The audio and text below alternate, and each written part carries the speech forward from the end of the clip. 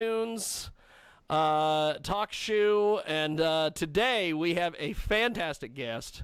The story to get to this point is so strange. I need to stop randomly doing well, actually, maybe not, because I wouldn't have got this interview if I wouldn't have done this. But in all fairness, I listened to Eric Bischoff's podcast with Conrad Thompson, 83 Weeks. And Bischoff one week made some comment about if you don't like that, you can go grab a rusty crowbar and fuck yourself. And I thought, what? And so just to be, me, I went ahead and I made some comment, and I didn't think that the actual crowbar guy had a Twitter account. Well, he did. When I tagged him in a tweet, he sent out a reply and said, "What in the world did I do to get involved in this?" How the hell did I get involved in this? And so I started checking out all the different things that he's been doing, and I'm like, holy shit. He's not like Angel there. He's not doing anything. And, and so we started talking, and I'm like, dude, we got to have you on the show. And then I got a hold. Totally random. In all honesty, I was probably on the bowl going through with the Twitter, and I'm like, how the hell did I end up in here? You know, it was completely random. And so then I got a hold of Angel the other day, and I said, we've been doing all these interviews with these porn chicks. And he goes, and I said, hey, I'm going to have Crowbar on. And he goes, Crowbar? The wrestler? And I said, yeah. And he goes, you mean Devin Storm? And I'm like, probably not going to be as exciting as the porn interviews, but I'll do my best. Now I would have popped if he would have showed up with the blonde hair like back in the days. But imagine that. Yeah, that would have been. You know, it's funny when I met Crowbar. I could close my eyes and remember. We were at a gymnasium in a high school, and we're sitting down talking. And to this day, I still remember that conversation. Karina was skinny at the time, but he said, "Angel, you know, you will never last. You know, in this business, you got to get an education." You know, from that day when I was a green, he was always talking about education, because the business is not gonna last forever. And I always remember that because he was always going to school for his chiropractor, right? And stuff like that. Therapy, but yeah. Physical therapy. But he was like, man, you got to get an education because this wrestling career is a flash in the pan, you know. And to this day, I always remember that. The guy was always good. I try it, and it has actually, you know, I got my break with WCW. That was, you know, that's my big break. You know what I mean? And I had almost 3 good years there. I saved my money. I didn't piss it away or anything like that. But it was finite. I enjoyed my time when I was there. But when I got released and I had a few dark matches, nothing seemed to pan out. So I said it was time to go from that into, you know, full-time physical therapist. And I'll still do wrestling on the weekends, because I always say this. I've said this in every one of my most recent interviews, and you know how the guys are, Angel. Like, you never show your cards, you don't say how you feel. Yeah. I don't care no more. I love wrestling more than anything. I love it. I enjoy it. It's right here. So, but at that time, I knew I had to go make a living, and that became my full-time thing, and it evolved into me opening up my own business, which was great. And now I do this because I freaking love this stuff still. And the education has empowered me to enjoy what I do. You know, so many guys, you've probably seen a lot of the guys that have been here, been there, made it here and there, but they're miserable because they're still dependent on what wrestling brings. I'm not. Whatever I get from it's gravy. So it enables me, it empowers me to still love what I'm doing. I'm having the best time right now. You know what I mean? It's awesome. Well, I could tell because one day I got you on my Facebook and I saw that giant stormtrooper gimmick that you had in your house. So I know you're living good. You love that Star Wars. I had it all. They're all up here. Yep. I know. Okay, so I have to ask. So if you're a Star Wars fan, are you a Star Wars fan all the way, or are you one of these guys that are you part of the fandom menace who hates the last 3 Star Wars movies? I've tried. I've watched The Last Jedi so many times, and I can't like it. I thought Rise of Skywalker was good with what they had to work with, but I'm actually a spoiled fan, and I'll backtrack here. When I was with WCW, Angel, I was never one of the guys that went out and tore it up when the shows were done. Then I always went back. I did my homework. I did whatever. So WCW, I read a Star Wars novel probably at least once a week between the airplane, my hotel room, whatever. And I was spoiled by Timothy Zahn's Heir to the Empire, Dark Force Rising, The Last Game. Such a great story.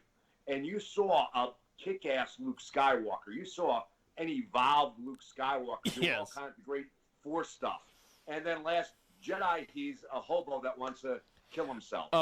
He's like a recluse. He's like a hobo living on the train, and he just wants to die. Yeah, the guy I wanted to see. Yeah, I wanted, I figured it was, going to be this big deal. They've got this Disney money. We're going to have this huge movie, and I always I compared this to what is always so funny is that I have these conversations with my buddy Rob, who I work out with, who is the furthest thing from a wrestling fan. So I always am explaining wrestling things to him. He has no clue. I kind of look at Disney the way that Vince McMahon does WWE and the way Dana White did the UFC at one point. If they didn't make it, they don't want anything to do with it. And so they got in there and they're like, well, we didn't make Luke Skywalker, so let's just freaking, make him an idiot. Then I find out later that I think part of the reason why they did that with a lot of these guys is I think George Lucas had some sort of deal with Disney that he gets residuals if they use Luke Skywalker and some of these guys. Because originally, The Mandalorian was supposed to be, I guess, the whole point of that movie, for the TV show, except for the Baby Yoda part. Apparently, that was a Boba Fett movie that they repurposed because they didn't want to pay George Lucas some money for Boba Fett. So, I don't know. I was disappointed by those movies, but I always, whenever people start talking about being Star Wars fans, I always have to go, okay, are you a Star Wars fan all the way? Or are you a Star Wars fan who loves Star Wars but just hates those fucking last three movies?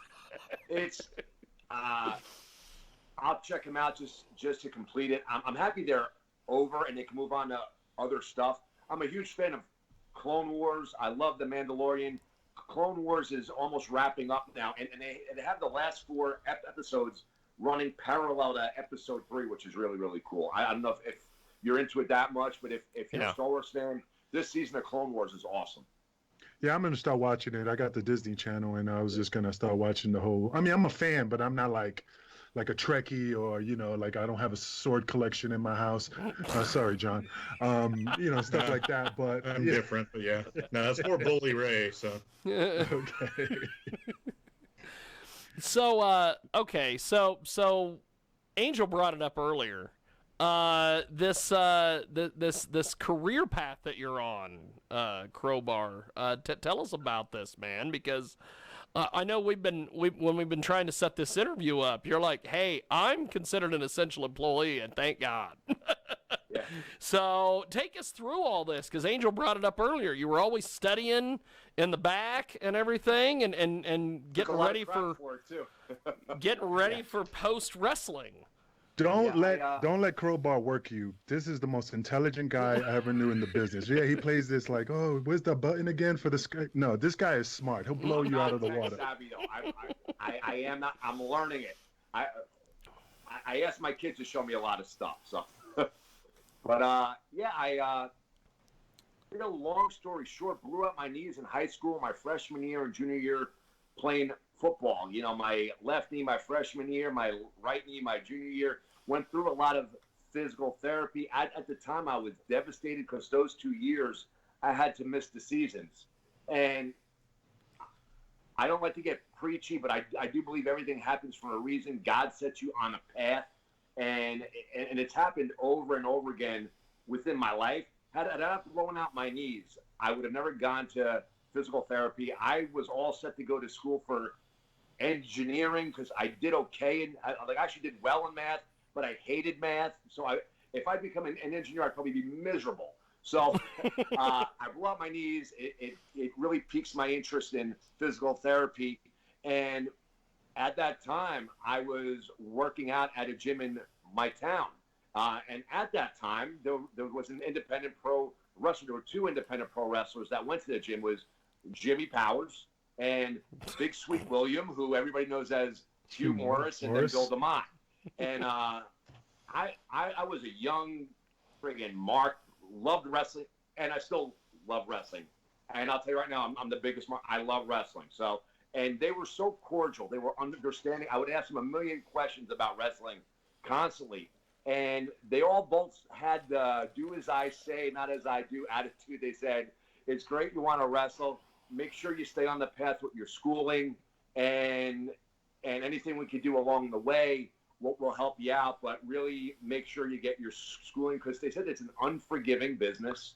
It will never love you. These are the quotes from these guys. It will never love you as much as you love it. Well, that too. And if you have a family, or even just yourself, it's a hell of a way to try to make a living if you're not on top. And that always stuck with me. And I got involved. My sophomore year, going into my junior year of high school, I took a job at a catering hall, bus tables. I worked Saturday, Sunday, saved up my money, went to Iron Mike Sharp School in Brick Township, New Jersey, drove down there twice a week, an hour and a half to train. I would get back at night, and I would go to school the next day. I was still in high school when I was actually training. And eventually I got involved in the independent scene. And I say this all the time, and it's not to sound snarky. I saw a lot of guys that I grew up watching on those independent shows, and they weren't there because they wanted to be there. There was no overwhelming joy to be there. Like I love being at the shows. I love being at the shows. These guys were just there because they had to be there. And I didn't want that to be me. And that really hit home with what Jim Powers and what Bill DeMott was saying, is that you have to keep up with the education thing, because you don't want to end up like these guys. Yep. And that always rang true. So I graduated high school. I pursued physical therapy and pro wrestling at the same time. I literally had no social life.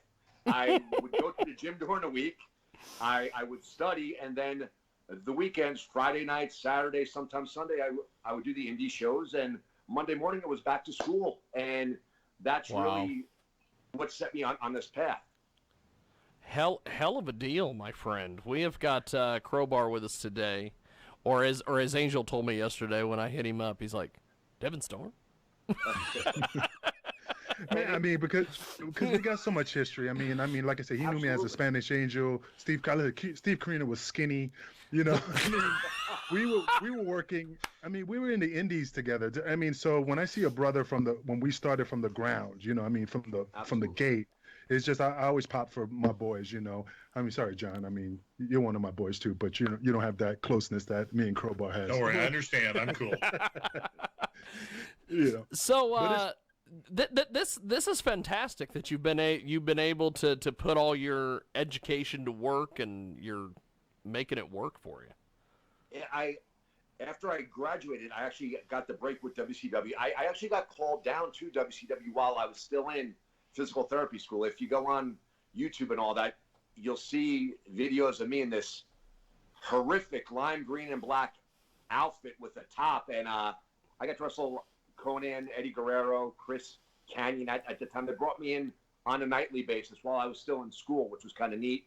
While I was still in physical therapy school, I got called to do the WWF's first light heavyweight tournament, wrestling against Taka Michinoku in the first round, which was kind of neat. Wow. So that time I was going back and forth from school to Raw here or there, or a WCW Saturday night, or a Nitro, and it was great. And then once I graduated in '98, I worked for about a year in a local hospital, and then I was signed to WCW.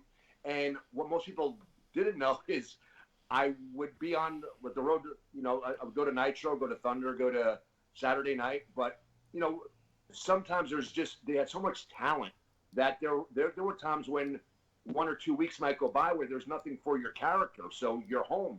On those days when I was home, I worked at the hospital, so I kept a hand in the other field even while all this wrestling stuff was going on. So I at that time I actually was a full-time wrestler, but I kept my hand in the physical therapy the days when I was home from the road. That's awesome. Yeah. I mean, like in this business, I mean, the thing I always remember, it's just like what he's saying. Like, it's hard to say because like I'm not making fun of him or making fun of my heroes like Jake Roberts and stuff. But I mean, I remember one time I was again green as in shit, and he's in the locker room either drunk or whatever. And that's the day he was like, "Hey kid, let me show you something." And he drops his pants, and over his groin he has a tattoo of Cheryl, of his ex-wife, and he was gimmicked up, man. But it was just like, I mean, he was living off wrestling, and that's the thing. You can't. Wrestling is like he said, it's like an abusive relationship. You defend it, you make excuses for it, but it never gives you nothing back. And that's the truth. That's how I see it. Yep.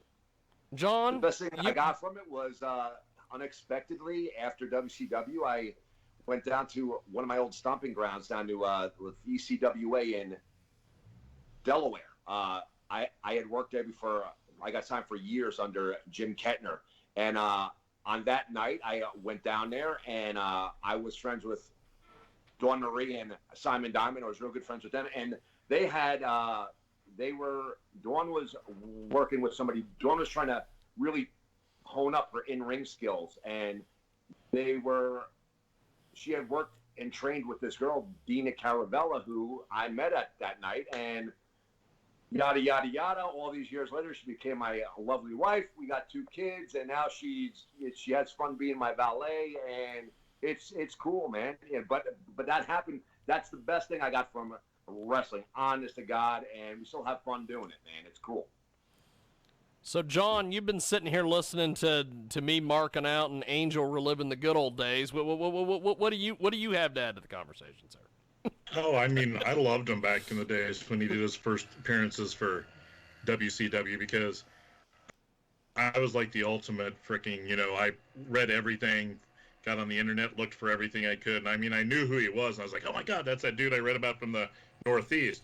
My biggest thing I want to ask you is how hard was it for you to set up your own private physical therapy practice? Did you start out with somebody else and then split off? Or because I wouldn't think that would be easy.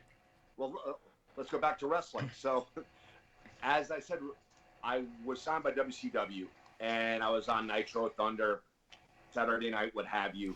And when I was home, I was still working with the hospital. So, I was actually up on the floors. You get to see a lot of the doctors, the orthopedics, with the primaries, and a lot of those guys were closet wrestling fans. So, first of all, I opened up in my hometown, which helped because being from the town helps. But when I decided to open up my own facility, I had known a lot of these doctors from the floors during my wrestling days. So there were very few cold calls like hey, you don't know me, send me some people. It wasn't like this. They knew me. They sent me people because we already had a connection, a relationship. I still had to perform. I had to get the people better, but it's always easier when you know the person than going in on a cold call. Okay. So that actually, the wrestling actually helped me when I opened up the facility. That's fantastic. Oh, yeah. I wouldn't have thought it'd been that easy, but that was smart, though, too. I never thought it either. I was very blessed with my circumstances. Found, like I said, in my hometown, Rutherford's a small town, and just I had made so many contacts because I kept a hand in the physical therapy profession while I was wrestling, and I was up on those floors. I would fly home from Nitro or Thunder, and 2-3 o'clock the next day, I was on an afternoon shift at the hospital, and with the doctors, oh, I saw you last night, blah blah blah, and fast forward many years later, it actually helped quite a bit. Wow. Who knew? Yeah, you were. From my mind at the time, That's awesome. Jiggy, just to help you out, if you take the batteries out of that vibrator that's making noise in the background, I don't know we can what the definitely hell continue that. with this. I'll All I tell hear is you, it vibrating. all this shit. Hey, I'm sure it's a personal massager. Stop. Today has been like the cursed day for Skype interviews because I was supposed to interview a band at noon from Sweden. They got their time zones wrong. Then I was supposed to interview a porn star today who's in a vampire goth metal band that Michael Nagy's all perved out on and wants to interview her. And right before we got on, she's like, "Oh, this is video? Well, I can only do audio today." And then I tried to get everybody squandered together to make this happen, and now I got all these weird sounds in the background on my end. So At the end of the day, we're here. We're here. You were here, so that's good. So tell me about the art that you have there behind you, the Death Star. Where the heck did you get this? I found it online. We're actually in my little exercise room man cave. If you can see, I'll see what I'm showing you guys. Look at that. There's Han and Carbonite, one of my favorites. God. There's a Stormtrooper. I think. Are you getting him there? Oh yeah. Oh, yeah. Let's see. Yoda. And then we got we go there. You got Vader. That Vader Mando. looks expensive. Yeah. Mando, giant TV screen. Man. And a Lysol, of course, because of COVID. Right there. Got Lysol everywhere. So, Don't eat it though, and don't. But Devin, you don't have Lysol. you don't have one of those. You don't have the Kingpin approved. Oh, that is awesome. You know. That is awesome. So, okay, one of the things that I also like about you is that, like you've said earlier, and you've said this several times, which is good. You're still a wrestling fan. You're still a wrestling mark. I can't tell you how many wrestling people I've had on lately who don't want to talk wrestling. Me and John had Russo on here, and he's like, "Bro, I'm not talking wrestling anymore." And then he talked wrestling for like 20 minutes with us. But Yeah, we were all over the place with that though too. I mean, But you know, it's funny. Vito, Big Vito. I mean, told me years ago, man, this business will make you bitter. You know, you love it in the beginning, then it will make you bitter, and you start saying, like, guys are like, "Hey, I've been everywhere. Who you beat? What you have done?" You know, it's just, I mean, it depends on people, but it does make some people bitter. You know, it does. well, that too. Well, and also the way that Russo, when he was telling us, he's like, "Well, that was my job. That was my job." You know, and I got the impression where I'm like, okay, well, he's not a fan. See, with Crowbar, he's a fan. And he was in. Love wrestling. So what do you make of this empty arena stuff? It's I can't watch it. I just can't. it's weird because there's, when the crowd is there, there's an energy exchange back and forth between the talent and the people, and that's one of the things that makes wrestling the entertainment medium that it is. There's that synergy with the crowd and with the talent. Hats off to the guys doing it. They're trying hard with no crowd there. It's you got to do what you got to do. I admire that they're going out there working hard. It's Angel. If you go in the ring at to work out, to practice, you'll do some chaining, you do some small stuff, but it is so hard to bump big when there's no people there. There's no energy. Yeah. And these guys are doing big stuff. I mean, so many times I still like doing big stuff because I enjoy doing it when I do a show or something. And I'll go to a local school here, and I'll get there, and I got to work. There's nobody there. There's no crowd. There's no fans. I got to work myself up into taking that bigger stuff when there's no people there. And these guys are doing it. They're doing a great job. It's not easy. It's not easy without, I call that energy exchange between the people and the talent. But they're doing it. But you do definitely lose something on the TV as a fan watching it. You lose something. That's my thing. It is what it is. I don't know. it's odd because, and I also joke with people that, man, once this is all over with, the novel theory of having an empty arena match, we're not going to do that anymore because we did that for 3-4 months. But you know, when I was watching it, and my brain, the process I was going through is like, these guys are under contract, and well, that too. But if it was me, and I'm like, if I don't give it 110%, I'm going to be pulled off TV.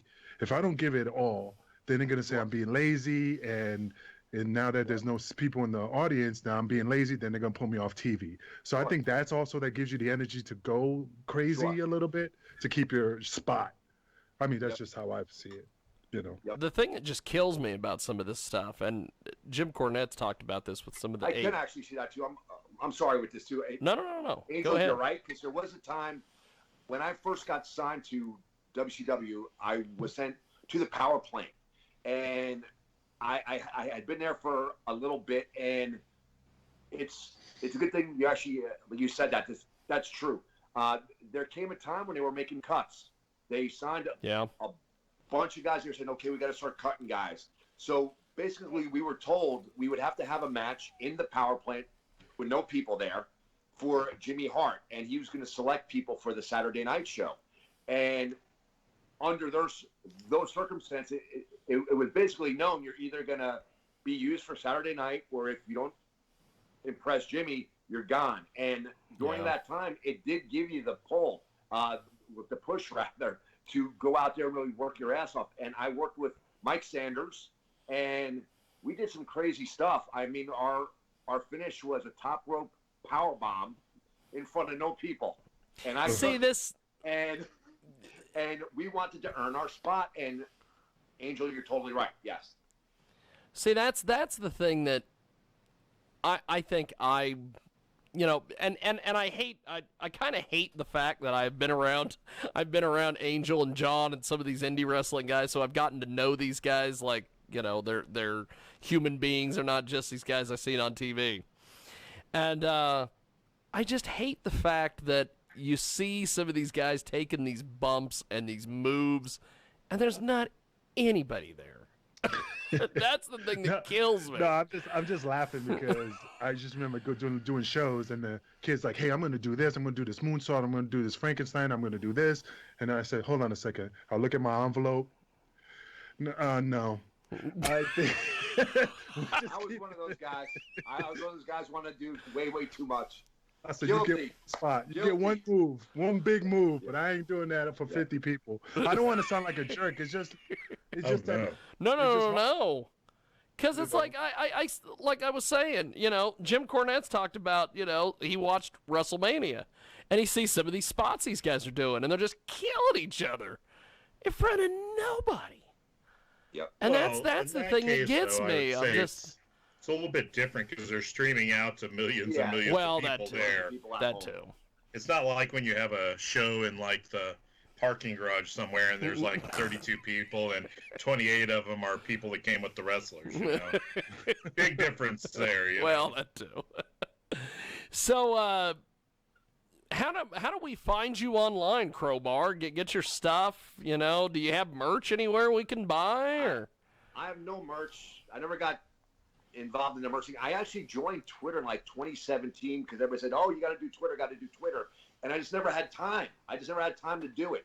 And then I popped up for Ring of Honor in December, and around that time did a few videos, resurgent videos, and they said, people just recommended that I start doing more of with the Twitter because a lot of the modern wrestling stuff is happening there. I was always a Facebook guy, and I just basically used the Facebook, do a little cool wrestling things here and there, but it was mainly for my hometown and mostly for my business. But on Twitter, I'm doing more of the wrestling thing. I'm still learning my way around it. Like I said, I've been on since 2017, but I never really did anything on it probably until late November or December of this year. And I'm, just doing that right now at WCW Crowbar. That's awesome. So when you did ROH, how was that to, being off as long as you were doing and doing some indie stuff, but then all of a sudden you're back in Ring of Honor and working for them? a lot of people thought for years that I was gone. And honestly, if you didn't go to an independent show in northern New Jersey, you probably wouldn't have seen me. I would go to work, and I'm real big into spending time with my wife and my family. I put in a lot of work with my business.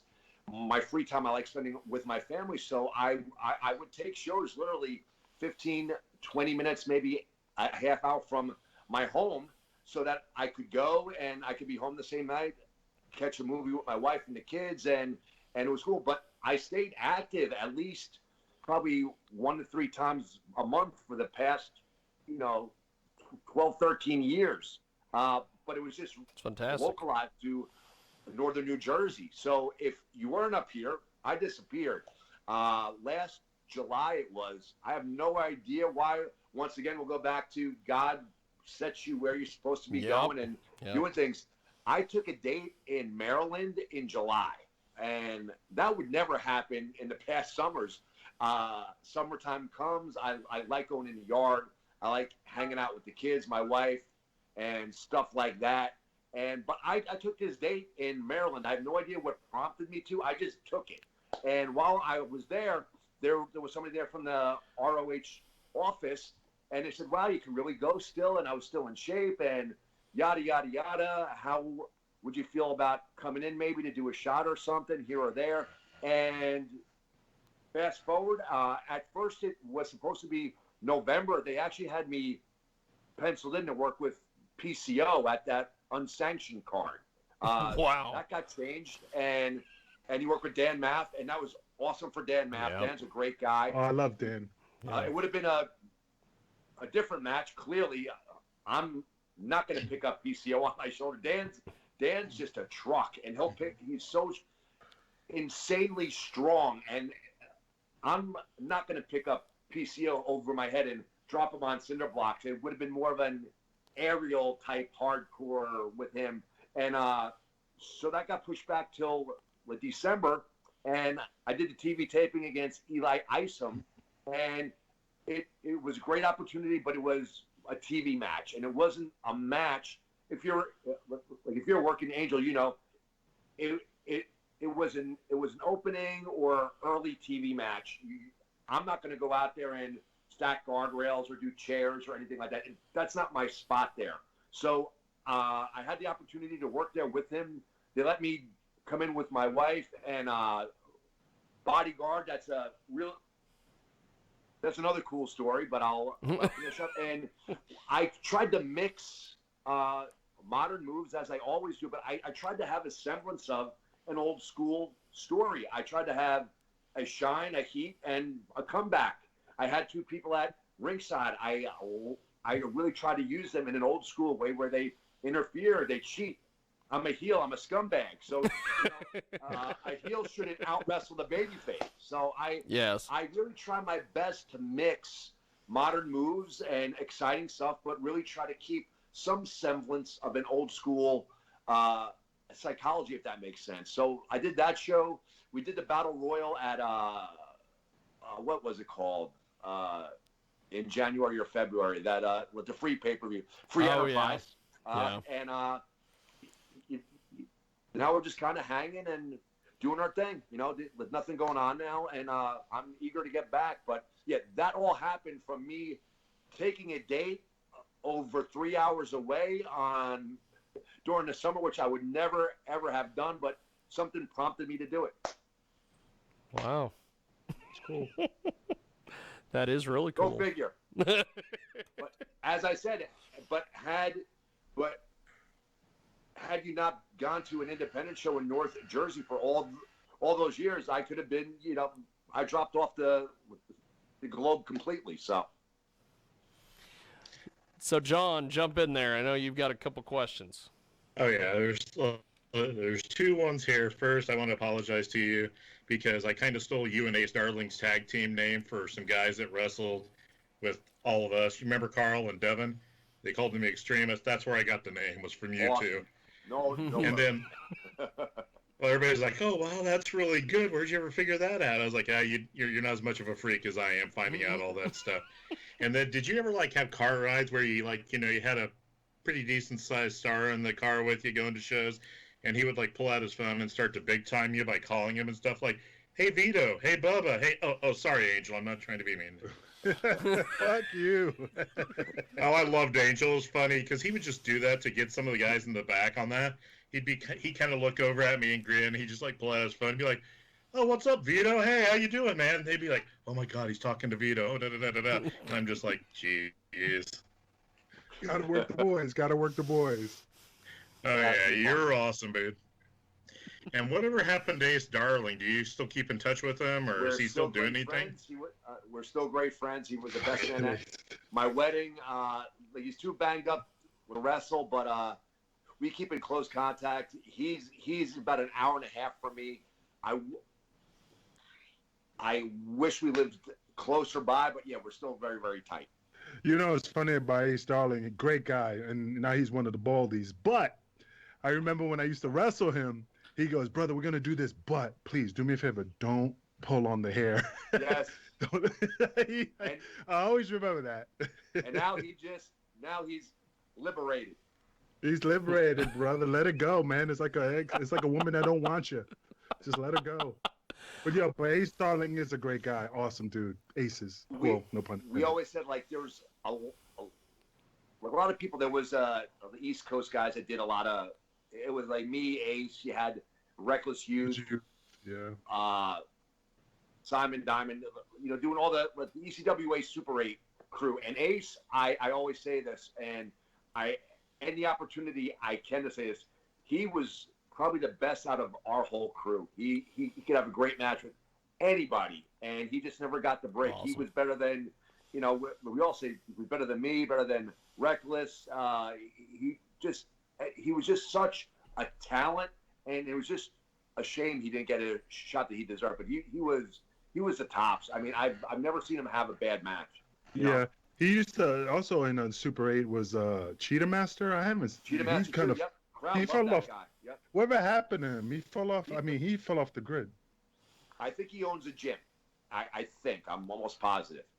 Yeah, hell of a worker, but just kind of like disappeared. He blew his knee out. I remember that, and then he faded off.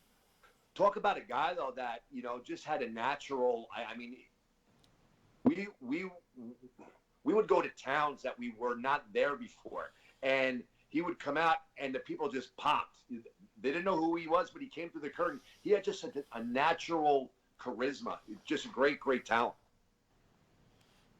Awesome. Well, this has definitely been a hell of an interview, and I'm glad we were able to make this work, and I'm glad John and Angel were able to make this work. No, I'm marking out because that's my buddy right there, bro. I'm just happy to be on. To see you, dude. When you popped up, I go, "Oh my God, that's Angel! This is so great." That's right. I'm marking out for all three of you, so it's all good. So. It's always nice I can sit there and say.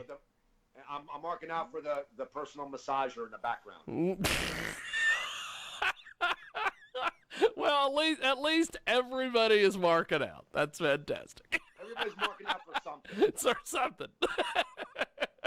Well, we will have to do this again. I appreciate you making time for us, especially on a Saturday when I know that your weekends are, supposed to be for you. But thanks for doing this, brother. Man, we appreciate it. And Crowbar, I mean, again, thanks for being on. I mean, I love you, brother. Seeing your face brings. When you popped up, and I said, "Oh my, I didn't know you were on this call too." I'm like, "Oh my God, that's Angel." I popped in my head like, "Oh my God." It's so good to see you, man. It's really, really, awesome.